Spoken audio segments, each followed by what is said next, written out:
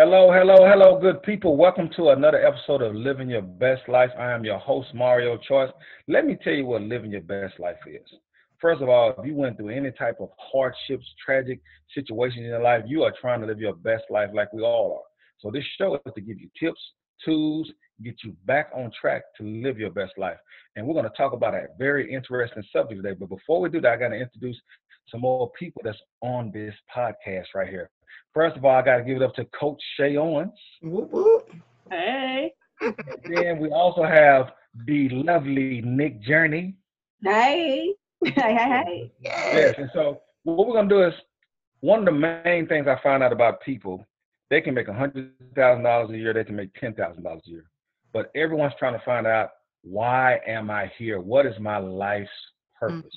Mhm. Everybody wants to find that out, and so I'm gonna let my other host kind of chime in, but I'm gonna pose it to Nick first. Nick, let's just start with us first. What is your life purpose? Why are you here, Nick? I believe that I am here to impact women, to help them to not be stuck, to get around life's obstacles, to get around basically what living your best life is, but to do it in a way where they're not afraid and they're okay being afraid, but moving around that fear. So I believe that's what my life's purpose is, and to impact teens. I was a teen mom. So I believe that I do have a footprint in that area. I know that what I went through was not, it just wasn't for nothing. So I absolutely know I'm here to make an impact on teen girls. Absolutely. And Nick just told my story. So Nick is my sister from another mister from another mom too.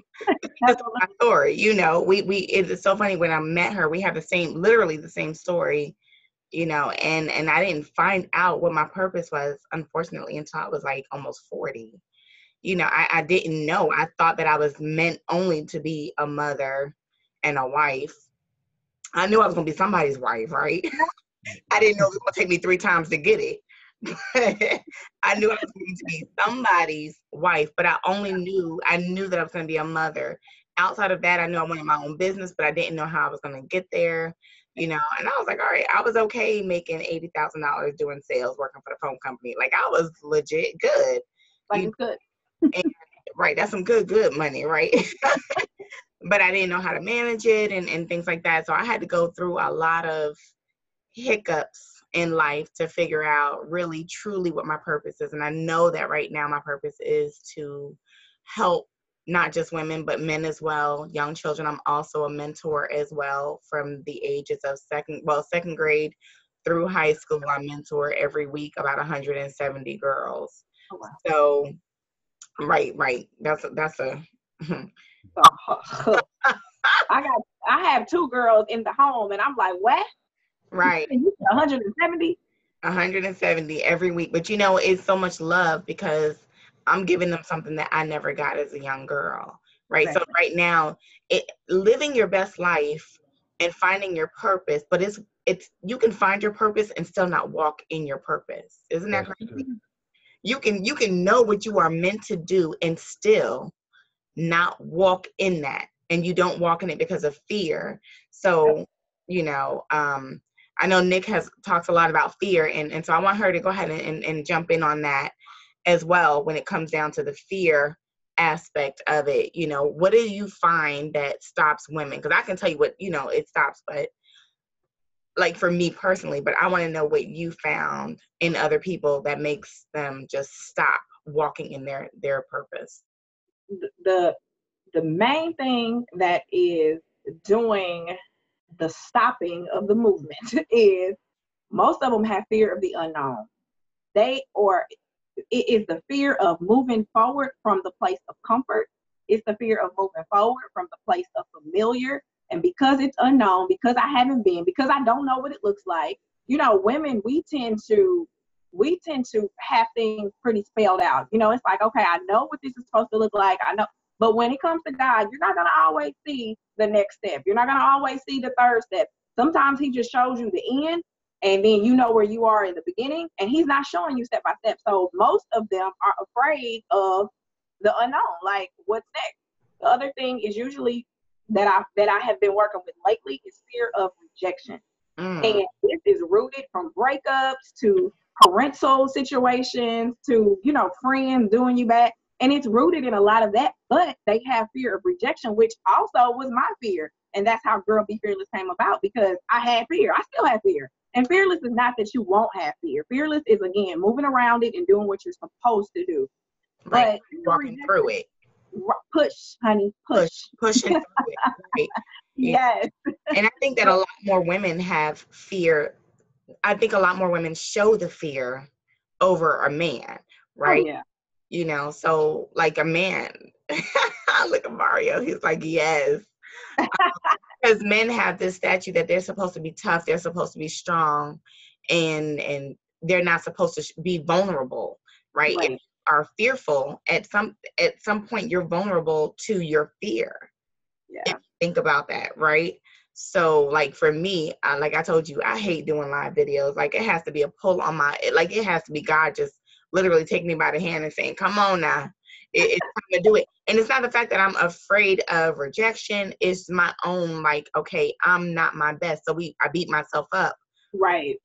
You know, oh, I should have said this, or, oh, I should have said that afterwards. And really at the end of the day, people just want to hear your story. They just want to know, how did you get from, you know, you not knowing your purpose? Right. This is what we're talking about, to now you understand it. And now how do you walk in that?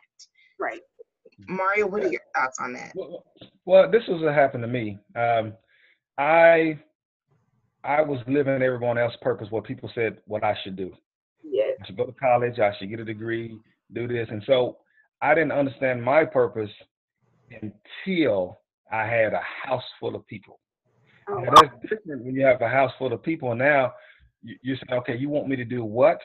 Okay, I don't want to do this anymore. I forgot who it was that said that you go to school for 4 years to find out for the next 50 years that you don't want to do what you did for the last 4 years. Right. And that's what happened to me. And I said, okay, I thought I was supposed to be, you know, I went to school for criminal justice. I want to be an FBI agent.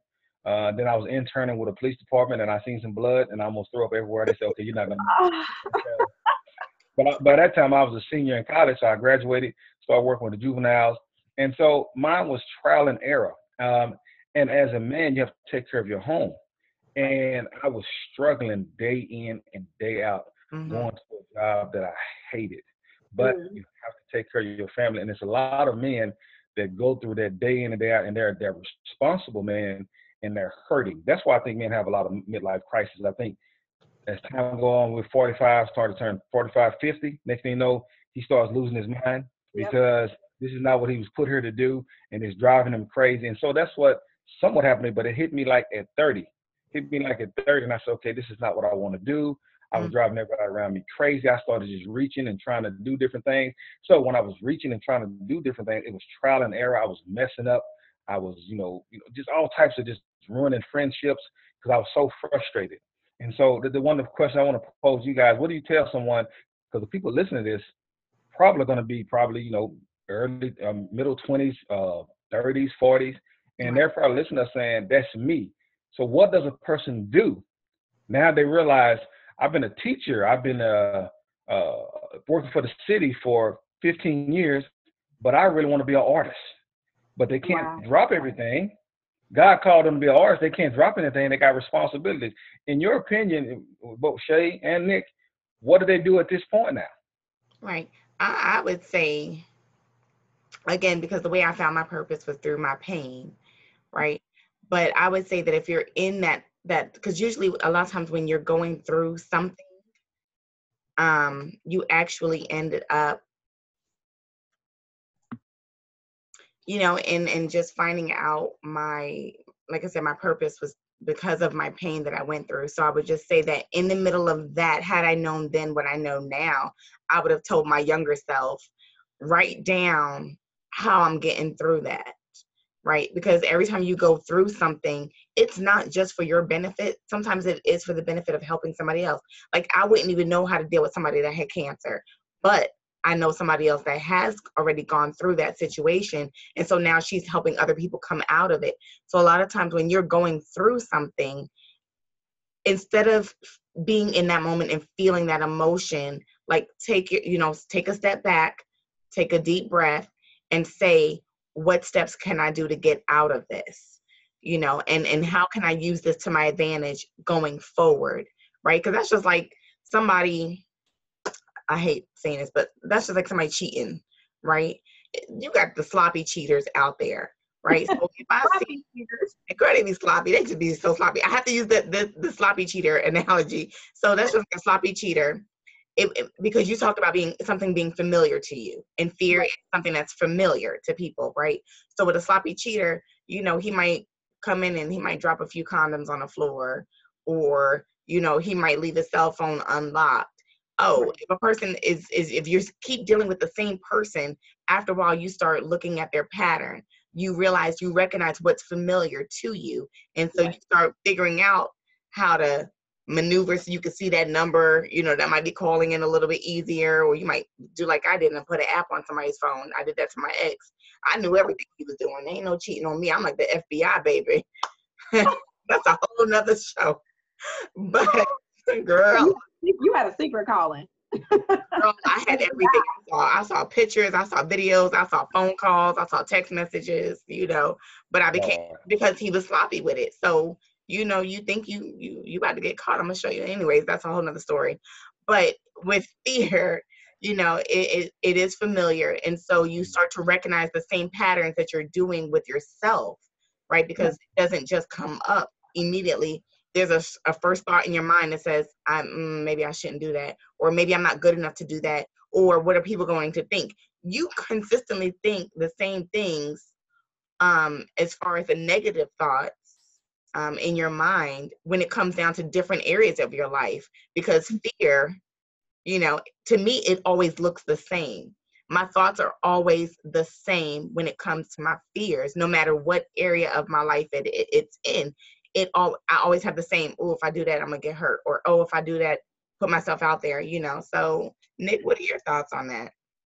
I think to go back to what if you are doing one thing and you say, I know I'm supposed to do something else. I feel a tug for something else. I feel a burning fire. I feel a passion. My heart beats hard. This is what I know I love to do, but this is what I feel like I have to do. And I can't give up what I have to do because I'm taking care of responsibilities.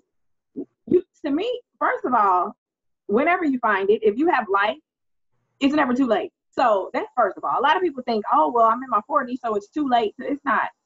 You're breathing in and you're breathing out. If you're breathing in and you're breathing out, you still have time to fulfill purpose, which is why you're still here. You still have time to live out your passion, okay? But if you are somewhere in a place, in a position, and you feel like this is what I have to do because I have needs, I have financial responsibilities, I have all of that stuff, you don't have to quit that to do the passion and the purpose. Now, if God eventually leads you to that, absolutely. But how do you do it? You start somewhere. You keep what you have to do, and you start with one thing that will lead you to walking in your purpose greater. So if you're an artist and you can't quit your job and you want to do art, well, host painting parties or art parties, or, you know, do something. I always tell people, do something. Take the first step. You take the first step, God's going to show you the next step. He'll show you the step after that. But if you never take a step, you will never know. Right. Even if something as simple as writing it down, you know, there's a lot of times that the thoughts came to me way ahead of what we're doing now. The thought was there. Like God would give me, I would be driving down the road and he would give me revelations about, you know, how people are like cars, you know, or how relationships is like the steering wheel, 10 and 2, there has to be a balance, or, you know, like we're like the suspensions in the car, you know, we are made to sustain the bumps and the bruises of the road. You know, we don't have to have a pop tire. So God began to reveal things to me way before this was even thought about.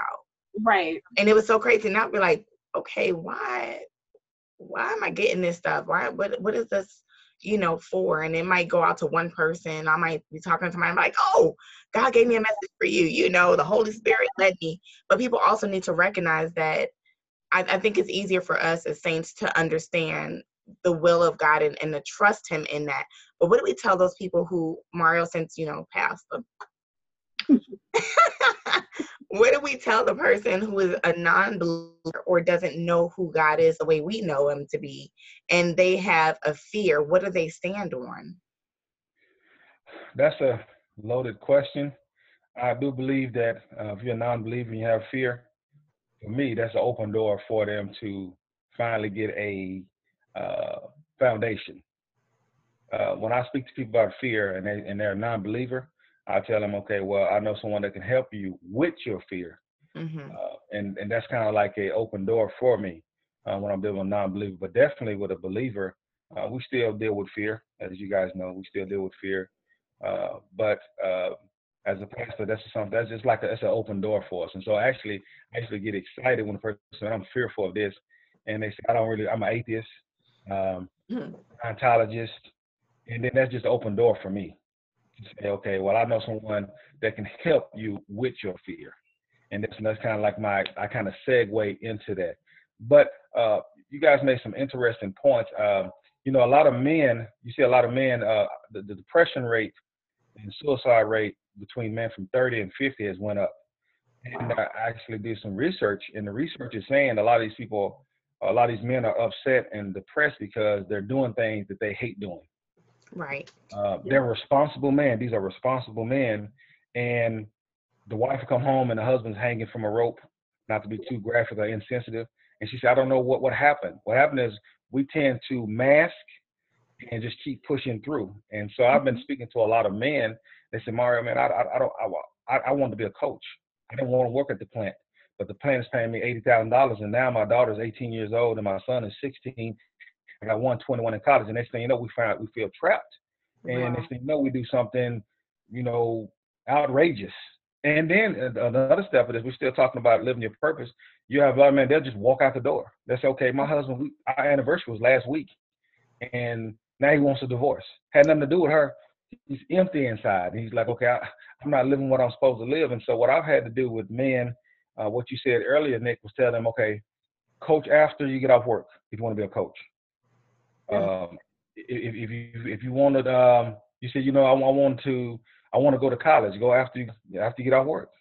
You have to give them baby steps to be able to achieve that goal, because it is nothing worse than a man that's not doing what he's called to do. Because sooner or later, you're going to feel the wrath or the ramifications of him feeling bottled up. And that's why you see these men from 30 to 50, they're like just losing it. And these are responsible men, not men, just walk out, or men that just irresponsible men. These are men that, deacons in the church.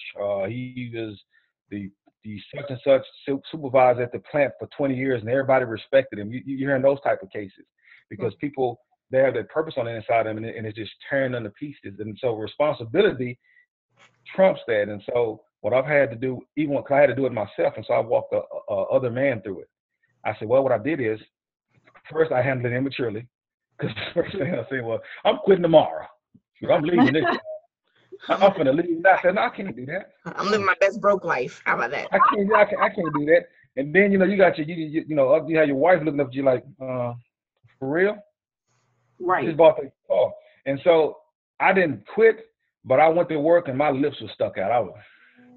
I was upset. And so I don't advise them to do that. I say what you do is you take little steps, and I believe that God will eventually transition you into what you're supposed to. But you got to take little steps. Right. Little steps. Now I know Steve Harvey has this book called Jump. I wouldn't advise that necessarily. When you got responsibility. Jump in. Right, but sometimes people are pushed. So if you lose that job, and if you have a good support system in place, that helps, because sometimes you might lose that job, that you've been holding on to for so long because of the finances or the benefits or whatever it is. But sometimes when you are pushed, since they jump, sometimes when you are pushed into your purpose, you have to take that opportunity right then and there to say, be smart about it. Like, say, can my household afford one income if you're in a two, income household and things like that. But sometimes in that moment, you can't just rush out and go get something else. You have to literally in that moment already have that, the notes and the ideas and everything, and be ready to run with it, because now that's your time. Sometimes God will remove people, or he will remove the job or the things, in your life to push you to your purpose as well. So we have to be very cognizant of that as well. What were you going to say, Nick? Even in the push moment, though, I think that people, you have been feeling something along the way. And so once God releases that and says, okay, listen, you've been waiting too long. Hold up. Let me move this because you're playing too much. So when that's released, and sometimes God talks to me like that, like, you've been playing too much. Move. Let me do something different. But even in the push moment, if we still drag our feet, and yeah, you may have to go out and do something else. You may have to go out and get another job. But in the push, that should be an eye opener that the safety and the security that you thought was there really isn't. The only thing that's safe and secure is God and God's plan and God's path. Yeah. So that's perfect. So now you need to tap into that. And yes, you may go back to working in a traditional job, and your purpose may be attached to a traditional job. But what you have to understand is that moment of being pushed is that what I thought was safe and secure is really not safe and secure. Right. So then you have to be willing to mold and be in tune with God to find out what is it really that you have deep inside of me. Absolutely. And it was also something, like I wrote down, in the middle of you going through something, you actually find out what you're made of. Oh, quick. Like for me, like I was married, the first time at 19, I went through domestic violence. With him, I was separated, and then met my, divorce, and then met my second husband at 24. We married at 30.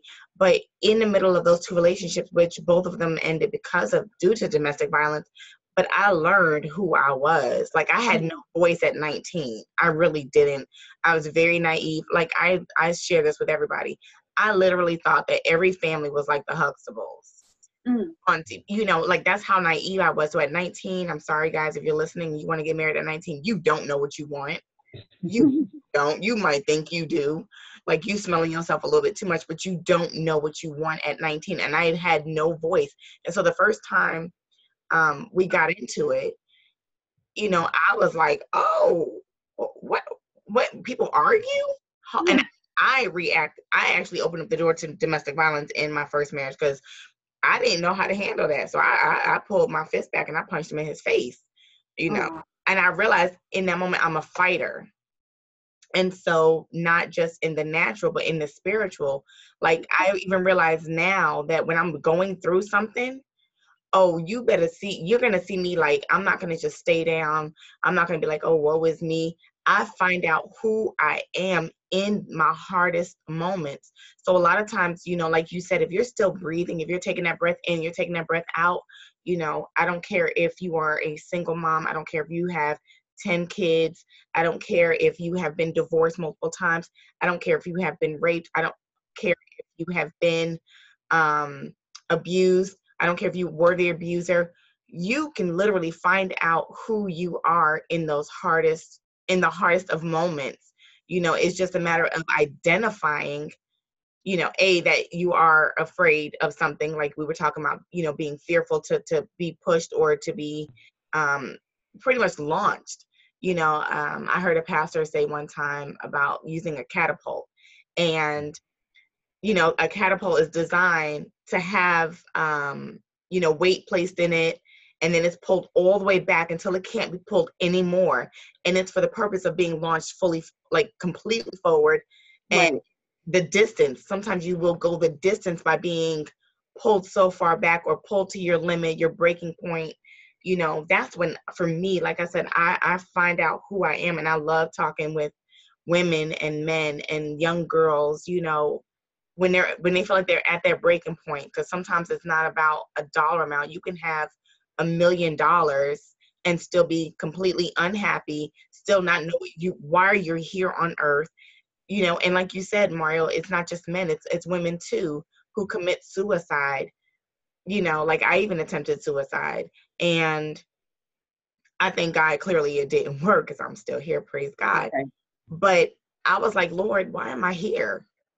Like, there has to be more, because when you put your happiness in somebody else, when you don't know what your purpose is in life, when you begin to place your happiness in other people, whether it's a man, a woman, your job, when that thing is taken away from you, or when that person ain't doing the act right, as I like to say, you're going to change. Right. And now you're going to be upset. You're going to be angry. You're going to be mad at the whole world and trying to figure it out. So I don't know, like, Nick, tell us like how you, like, what was your turning point? Like when did it just click for you to say, you know what? You knew you had to be fearless. You knew you had to overcome your fear. But when did it just click for you? Fearless for me clicked recently, maybe a couple of years ago. Mm-hmm. Now I still can step out, but it clicked. Right. Just 'cause it clicked don't mean I used it. Right. So it was, I have been knowing, like, God's been showing me my purpose, like, for a long time. And this is another thing I tell people, like, when they're like, well, how do I find out my purpose? How do I know? I tell people all the time, go all the way back to childhood, go all the way back to before life happened, before you had a mortgage, a car note, a child, a wife, a husband. Go all the way back to when life was easy and you didn't have so many cares and concerns. Right. And those things that tugged on you and those things that were effortless at that moment, start there and then work your way up. Because at some point, all of the things that life gives us, it distracts us, it discourages us, and we get away from what we are sent here to do. And then we gravitate toward what we have to do. Like, we have to take care of our children. We have to be a good wife. We have to be a husband. We have to do that stuff. But along the way, we lose and forget who we are, who we were created to be. And that happened before life happened. You know, before the car note, before the mortgage, that happened then. Those things were coming to us then. So back then, I knew that God was going to use me to do certain things. I was always a seer. I've always been talking and telling stories. And so when he told me he had need of my voice, I started to try to, cross-check God. Like, God, really, like, let's talk about this, okay? Right. Because first of all, I'm afraid because life gave me rejection. You know, when people would bully me and when I would have situations with women, life threw me rejection and I accepted it. Right. So now you tell me you want me to speak to the people in front of the people, to be rejected by the people. God, you gotta be talking to somebody. Like, come on now, God. Yeah, I'm like, no, you're gonna put me back in that arena, where I was healed. And it was one of those things that I was like, okay, God, listen, if you want me to do this, let me just be myself. Let me be. And God was like, that's all I ever wanted you to be. That's all. But I didn't know who I was. I didn't know myself because I had let life cover me up. So I didn't know myself. So then fast forward to when Fearless happened for me. When I just was like, listen, girl, get up, do it. God had been showing me so many things. I've watched so many years pass me by. And I have notebooks, tons of notebooks right now in there with things that he would show me. Like you said, write it down. I have been writing for years. So I'm writing, this is what I want to do. This, and God is showing me and depositing and pouring in. And then one day he showed me something and I was like, oh, okay. And then months went by. And I'm like, but why didn't I move on that? Like, what happened? And I realized that fear, the fear of rejection, the fear of all of that set in. And I walked past my mirror and I walked back and I looked at myself. And because at this point, I'm going back and forth with what he told me to do. I'm like, how you going to be going back and forth with God? Okay. So I looked in my mirror and I was like, girl, be fearless and do it. And then I stepped out and everybody's story is not that easy, but understand it was a build up to that. I didn't just wake up that day from yesterday, God telling me to do something. And I woke up the next day and said, girl, be fearless and do it. And I did it. First of all, it was years of fighting with God. The day that I said, girl, be fearless and do it, I still didn't step out fully. At that moment, I realized I had fear. That was the point that broke for me, that I realized and admitted that there was something there that was keeping me from my greater purpose. Mm-hmm. So unless you admit and realize, you're really going to stay in a circle of whatever it is you're in, fear, doubt, shame, guilt, whatever it is, you're going to stay in that circle until you recognize and admit that that's where you are. And that's what broke for me, recognizing and actually admitting it, saying out loud, God, I'm afraid. I don't want to be set up to be rejected. I don't want to be set up. And then, of course, God comes back with you and tells you all about yourself. This is not about you. If they reject you, they're rejecting me. Like, this is bigger than you. So step out of your way and do it. So that was my breaking point. Like, listen, now I'm like, I'm live every single day. But every morning before I'm live, I'm making up a reason why I don't want to do it because I'm still afraid. But I still step out and I do it anyway. Wow. I know that's right. And that's what you have to do. But Mario had brought up something earlier you know, and we've been talking as far as a two income household. Sometimes you have to do things as well. But what's so important is if you have people around you and they're not supportive, Yeah. it can block what you're doing. You know what I'm saying? Like, oh, he ain't about to do that. You know, Right. like, oh, what you mean you about to go speak? Speak for who? You know, what you mean you working with this person or with this person? So we're very fortunate, you know, ladies, Mario's single. Praise God. You plugged it. You plugged it.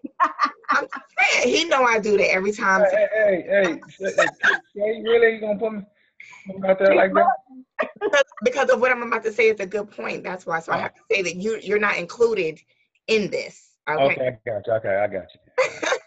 So if Nick and I did not have the support system that we have today, we could not do what we do. Absolutely. Impossible, because there are late nights. Anytime that I feel like this, if you're not working somebody's 9 to 5 and you ain't punching a clock and you have your own business, you are going to work 10 to 100 times harder. You're going to have late nights. You're going to have early mornings. You're going to have times where it's just you, and you got to figure out how to get out that bed when you don't feel like getting out that bed. You ain't got nobody else. Right, Nick, am I preaching to the choir? I'm going to send you my offering, okay? Yes, honey, look, let me send you my Cash App on that. However you want it, I'm about to get it. You know, but when it is just you, if you don't have a good support system, like, you know, we had a guest on yesterday, and he was saying how he was married and he had been married for 7 years, and every time he would had to do a speaking engagement, his wife wasn't supportive, you know. And so that literally can block you, because we know that when, you know, as the good old saints we are, praise the Lord. Hallelujah. That when you are married and you have to be in agreement. So if my husband was not, let me just back up, because my husband is everything to me. He is my support. He is my anchor. He is my strength. He is my rock. He has become so many things to me that I didn't even know he was going to be to me when I first met him. But let me just back up to my second marriage. I actually started a business, which was a mobile day spa, and I was putting in the long hours. Mind you, I had contractors doing the work. I was just doing the back end stuff. Okay. And he got mind you, I was still cooking dinner. I was still taking care of the wifely things that I had to take care of at that time, taking care of the kids. You know, I made sure my home was taken care of. And I was working somebody's 9 to 5, right? Yeah. But I knew that I wanted to start my own business. But because he got to the point where he was just like, you're just never home. And I'm like, but I'm trying to start a business. He was like, well, I don't like it. Guess what? When you were married and that person said they don't like it, you have to walk away from it. If you're not in agreement, now people may say, no, that's not true. I wouldn't do that. That ain't me. That ain't my life. The bad chicks, you know, kind of things. For me, I wanted to make sure that my household stayed peaceful, because I can't come out and do anything else if my household, I'm worried about coming in the house like, oh God, here we go. We got to argue now. You know? Exactly. So we can't do what we do without a good support system. So you may have somebody who doesn't have that support, that maybe they are with someone who doesn't necessarily agree with what they're doing, or they're a single parent. Still do exactly what we've been talking about this whole time. Write it down, because one day those kids are going to be grown and they're going to be out the house. And as long as you're still breathing, you still have time to do what you got to do. You still have time to make that business happen. And I know we're coming from starting your own business. If your purpose is to work somebody's 9 to 5, then gosh dog it, you better go in there and work. You better be the best worker. You better punch a minute early. You better punch out a minute late. You have to be the best at what you're doing, because sometimes you are sent into a job to better somebody else's life, to help them. You know, so it's not just about having your own business, but if you're going to work for I don't care if I'm working. Let me tell you, when I worked at Burger King and I was in a drive-thru, boy, I was the best cashier. Everybody had their food hot. It was ready. I knew the prices off the top of my head. I mean, I worked that register, working at Burger King, you know. So Mario, what are your thoughts about that? I was the best cashier, honey. I was, honey. You got everything hot. You need some extra ketchup. Here you go. Well, I think, piggyback on both you said this whole time was very valid and great points. Person, when you realize there's something else you're supposed to be doing, first thing out, me being a person of spiritual beliefs, that you got to pray first, and then you start writing down. And it might take a little while for that to manifest. That's why right now when I talk to 17, 16, and 18-year-olds, I say, do it now before you get a family. You have this thing rolling, man, before so the thing that you love to do, they say, okay, what am I born to do? I said, what is the thing you love to do? I think it was a counselor told me in high school, what is the thing you love to do and no one has to pay you money to do it? Right. More than likely, that's something that you want to do. And so that's why my 16, 17, 18-year-olds, I'm a former assistant principal, basketball coach. And so I used to tell them, find something that you love to do right now and get the ball rolling. Right. Because when you know it's going to be a little bit more difficult. It can be achieved, but it's going to be more difficult. For my people, my millennials and people, approaching 30 and have a family, step by step, piece by piece, inch by inch, you know what I'm saying? Just keep moving toward the thing. That might take a while. One of the things I wouldn't suggest is that what happened with me is that I try to grab the whole cake. That's what I'm supposed to do. I'm going to jump right in. Greedy. And that didn't work out too well. It frustrated me. Yeah, I'm hungry. I'm talking about food, cake, and everything. I just jump right in, and I wouldn't suggest that at this point. You have to move slowly. Explain and a little bit. Like Nick said she got a closet full of just stuff she just wrote for years, and then finally said, okay, here it is. And this is years after processing, years after probably making mistakes and bad decisions and being fearful. Now she's fearless. Shameless plug. So now she's fearless, and so So that's what I would definitely suggest. It's different way I tell my 18-year-olds versus people that are in their 20s and 30s and 40s at this point, because I had to go that route. My testimony is I was reaching for things and I was frustrated because nothing was producing. So I did Christian comedy, which is something I'm still doing. Then I ran for politics. I ran for city council. Oh yeah, Nick, why are you laughing at me? Because I'm just trying to find out. I go from there, and so I ran for city council, and then I went another direction. I'm not gonna do it so I can give me that funny face again. I went another direction, and tell us the direction. Direction? Well, I can't tell you what that one is because I try to do network marketing, and I have patience of nobody. You know what I'm saying? And so you went from one end all the way through and went to the end, and you got everything in between.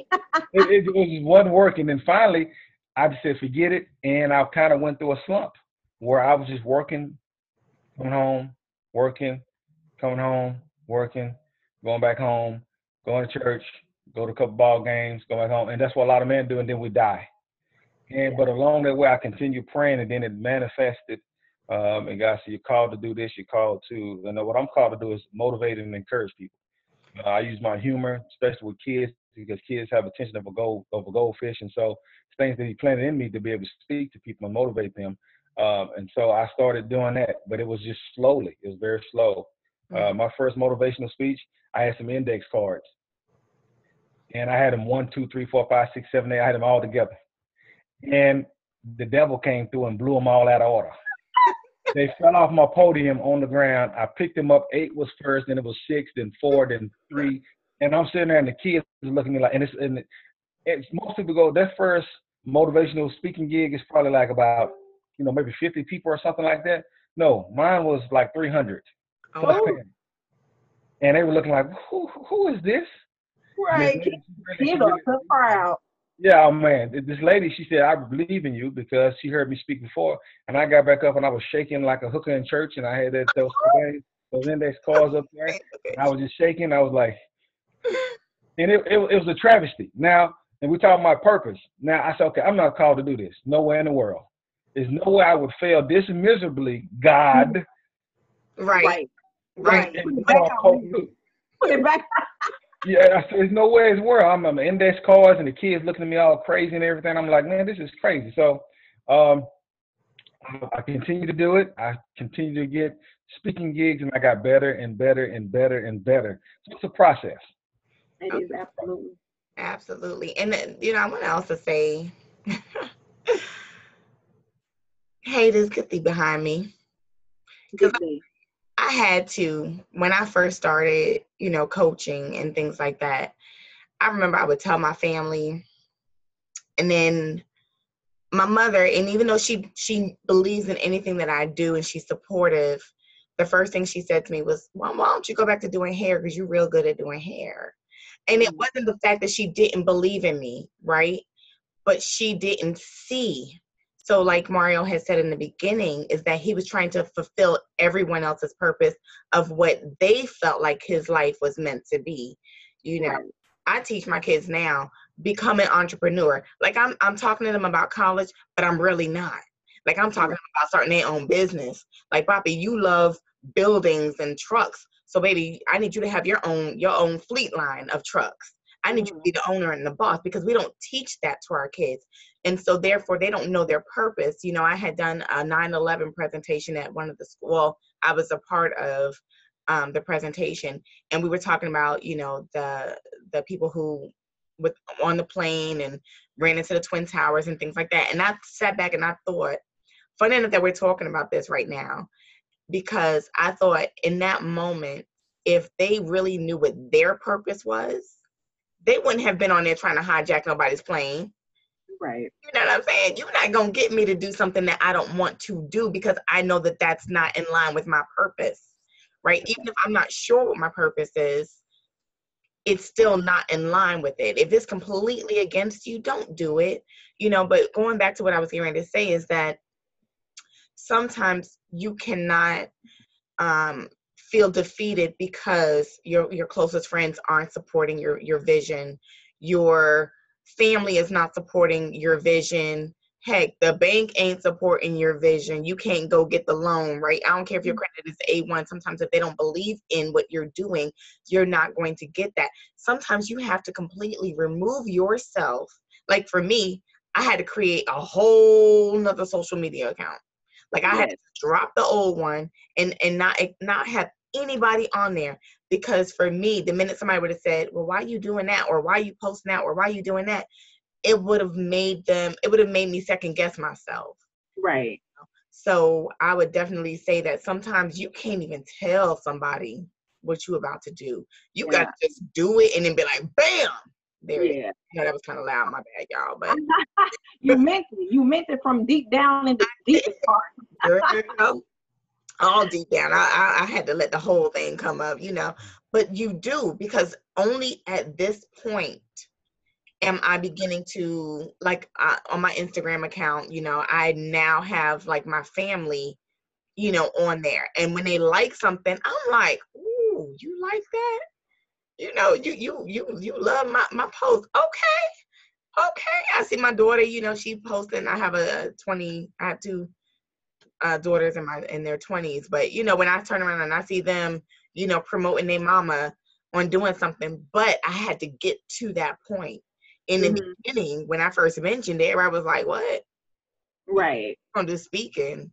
Like, oh, like I know you can talk, but you're gonna do some speaking. Like, you're gonna go talk in front of people. You're gonna do what? You're gonna coach. And then, oh my God, when I got on the radio on Sirius XM, oh, now everybody wanna tune in. They're like, oh, let me come be a part. And then even on Facebook, like I've had people to literally tell me, well, girl, let me come in and be on your show. Just give me the homegirl hookup. I'm like, negative Ghost Rider. No. That's how people are, though.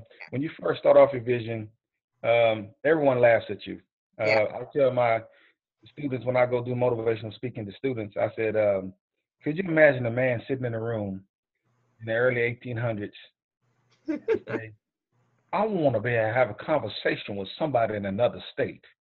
I want to be able to do it through like some type of headset. And I said, they probably thought he was crazy because we're talking about the telephone. I remember when email was a big thing. Just imagine trying to pitch that idea.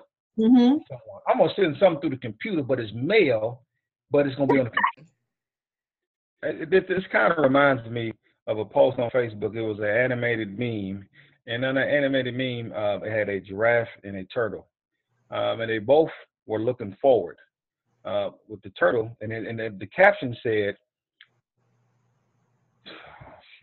"See, It's all right. I know what meme you're talking about. You're talking about when they were both looking in the same direction, and like the turtle was seeing like worms. oh, okay, yeah, yes. So they were both looking. The giraffe. It says that you can't explain to a turtle or giraffe's vision because where the giraffe is. And then another one, someone else put a caption, and they placed on that caption, the turtle was actually seeing the worms and the grass and the dirt. However, the giraffe was looking at the stars and the sky and the ocean, and they said that they're both looking at something, but at different levels. Right.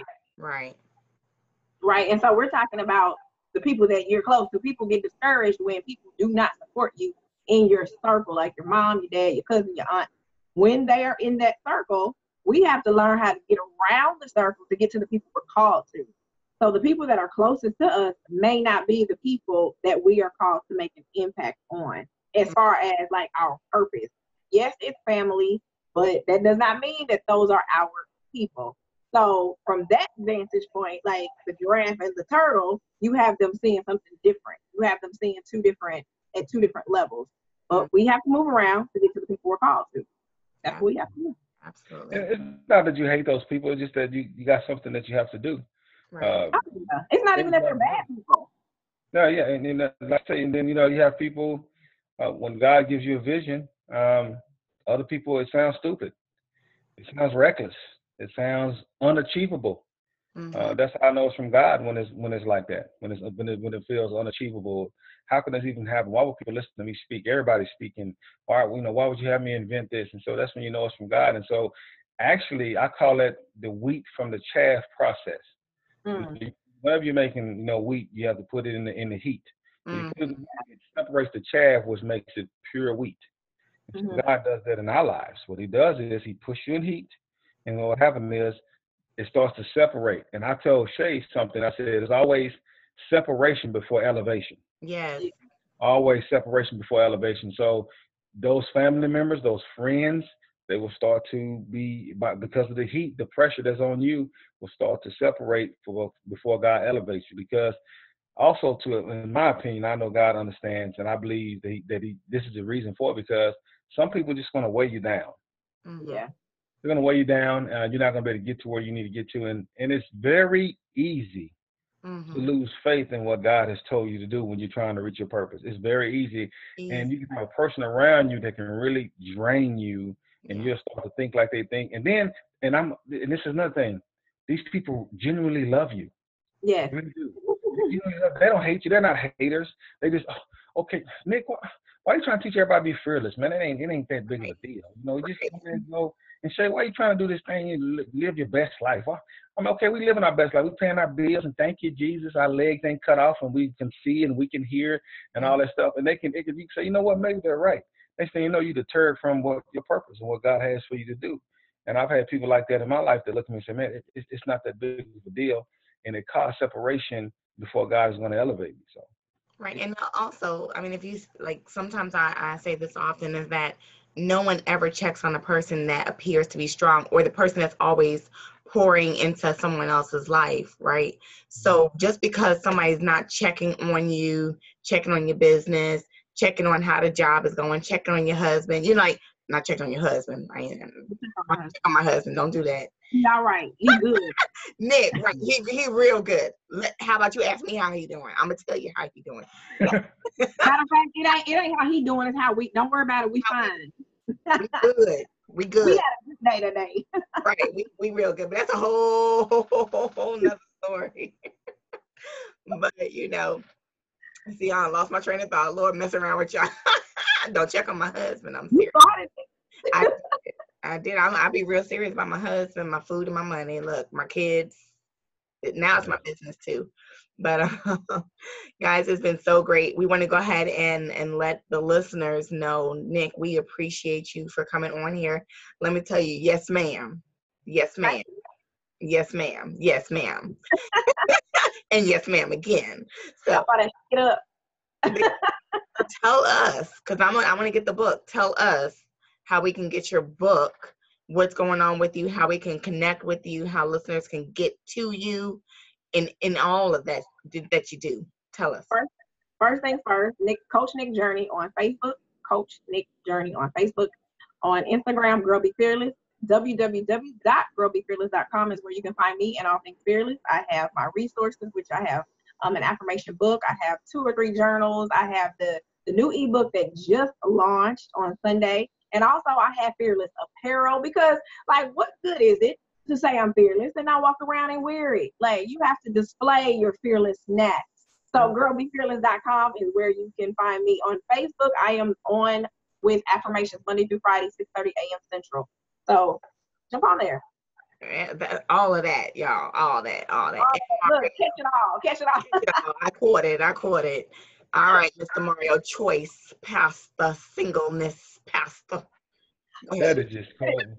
That is the nigga wrote that last name. Lord have mercy. Last name. Oh man, But I'm Mario Choice. You can find me on. She gonna write Mrs. Choice, Miss Choice. You know what? See, this She what I'm get talking her about. signature ready. Right. She I get tell you what, First Lady Choice. you know what? See, I don't have a church. It's coming. Oh no, this is my church right here. This podcast. It's still a ministry though. So what we do? That's what I'm saying. I ain't been no building, but you can reach me Mario B Choice on Facebook. Also on Instagram, I am Mario Choice. On Tuesdays, 7 p.m. Central Standard Time, I have a show called A Few Choice Words. You can watch that show on my Facebook Live, or you can go to the actual website, www.theafterparty.com. Select the B-side, and then you see A Few Choice Words. Every Tuesday, 7 p.m. Central Standard Time. The show is about giving everybody a platform to talk in a non-judgmental zone, talking about things that they have done and things they have achieved. And they also share their testimony, and it's a great show. We had a great show this past Tuesday, but it's www.I have to say that, theafterparty.com. B-side, A Few Choice Words. Tune in. That's right. He's also with us, ladies and gentlemen, every Thursday on Sirius XM. So I want to thank everybody who's listening, following, sharing, supporting. It's definitely, truly appreciated. Again, we want to thank our guest, Miss Nick Journey here. But it's definitely time for us to wrap it up. Remember, no matter how life comes at you, there's always going to be an opportunity for you to come out living your best life. The question is, what do you do to get there, right? Continuing listening, growing, and joining us on our webinars as we show you how to overcome the letdowns, breakdowns, and everything in between. Don't forget to follow me on Facebook, Twitter, and of course, Instagram at Coaching by the Word. Also tune in daily to our podcast, anchor.fm/Life Coach Shay Owens, as we continue in seeking our best life. If you're looking to book us at your next event, seminar, conference, or seeking individual, couple, or group coaching sessions, you can definitely do that by going to www.coachingbtw.com. As always, I'm giving honor to God. Stay blessed, humbled, and allow the Holy Spirit to guide you in all that you do. We out.